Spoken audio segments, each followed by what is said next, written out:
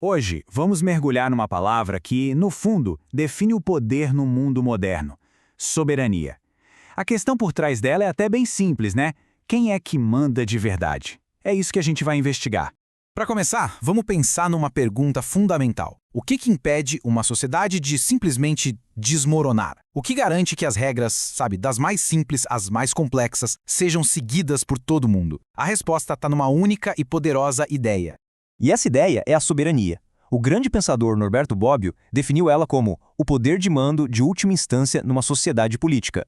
Ou seja, é aquela autoridade final, a última palavra, aquela que não pode ser contestada. E é exatamente isso que faz um Estado ser um Estado. Pensa bem, uma empresa tem suas regras, uma igreja tem sua autoridade, mas só o Estado tem essa palavra final sobre todos que vivem no seu território. É o que o diferencia de qualquer outra grande organização.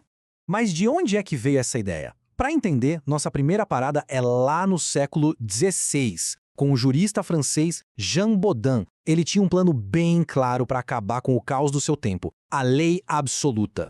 Para sacar a ideia do Bodin, a gente precisa voltar para a época dele. A Europa medieval era uma confusão de poderes. Reis, nobres, a igreja, o império, todo mundo disputava autoridade. E na França do século XVI, essa disputa virou uma guerra civil-religiosa violentíssima. Foi bem no meio desse caos todo que, em 1576, Bodin publicou a obra que ia tentar botar ordem na casa. E a solução dele estava toda contida nesta definição poderosa aqui. Para Bodin, soberania é o mais elevado, absoluto e perpétuo poder sobre os cidadãos e súditos de uma república. São palavras bem fortes, né? E cada uma tem um significado muito preciso. Vamos quebrar isso em 3 pilares. Elevado significa que não tem ninguém acima do soberano. Ninguém. Nem o Papa, nem o Imperador. Absoluto quer dizer que o soberano cria a lei. Então, ele não pode ser limitado por ela. E perpétuo. Bom, isso significa que o poder pertence à instituição, à coroa, e não morre junto com o rei. Então, o ponto central para o Bodin é este. A essência de todo esse poder se resume a uma única coisa: a capacidade de fazer e de anular as leis. Quem controla as leis, no fim das contas, controla tudo. Agora, vamos avançar um pouquinho no tempo, uns 75 anos. Outra guerra civil, dessa vez na Inglaterra, vai inspirar uma visão ainda mais radical da soberania, a de Thomas Hobbes.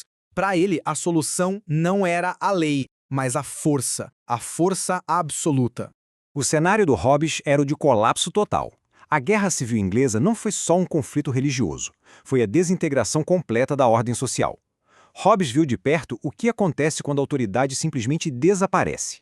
E a conclusão dele sobre como seria a vida sem um governo é uma das frases mais famosas da filosofia política. No estado de natureza, a vida é solitária, pobre, sórdida, brutal e breve. Um cenário de medo constante, né?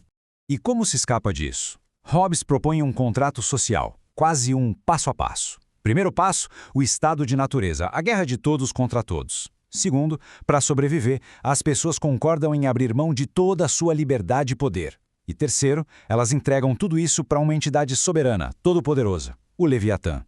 Ok, mas o que levaria alguém a aceitar um acordo tão extremo assim?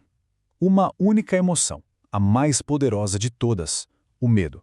O medo da morte violenta.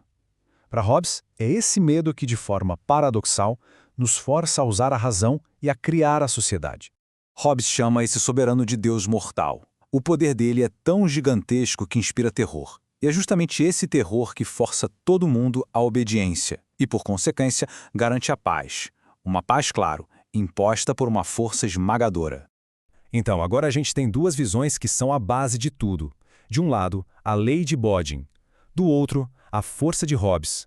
Que tal colocar as duas lado a lado para a gente entender melhor? A diferença fica bem nítida, né? O Bodin estava respondendo às guerras de religião com o monopólio da lei, uma lei que para ele vinha de Deus. Já o Hobbes, vendo a guerra civil, respondeu com o monopólio da força, uma força que nascia de um contrato humano baseado no medo. Ou seja, duas soluções bem diferentes para dois tipos de caos. E aqui, o Bobbio aparece de novo para nos ajudar a juntar as peças. Um Estado que funciona não pode ser só um direito sem poder, que seria a lei do Bodin sem um exército para garantir que ela seja cumprida, ou um poder sem o direito, que seria a força bruta do Hobbes sem nenhuma legitimidade. Um Estado de verdade precisa das duas coisas. Certo, mas por que essa discussão de mais de 400 anos atrás importa hoje? Porque a soberania, acredite, voltou com tudo para o centro do debate político global. Só que hoje, o termo meio que se dividiu. Não se fala mais tanto de lei contra a força, mas de duas interpretações políticas bem distintas sobre o que significa ser soberano no mundo atual. De um lado, existe a soberania territorial, que é focada no controle das fronteiras, do espaço físico e na identidade nacional. Essa é uma bandeira muito usada pela direita nacionalista. Do outro lado, tem a soberania popular, que foca no controle democrático da economia e do poder privado, uma pauta mais associada à esquerda democrática. E o que está por trás desse retorno da soberania? Basicamente, é uma reação forte contra a ideia de que os mercados, e não as instituições democráticas, deveriam tomar as decisões fundamentais para a sociedade. É quase como um grito para trazer de volta o poder de decisão para a esfera política. E tudo isso nos leva à pergunta final.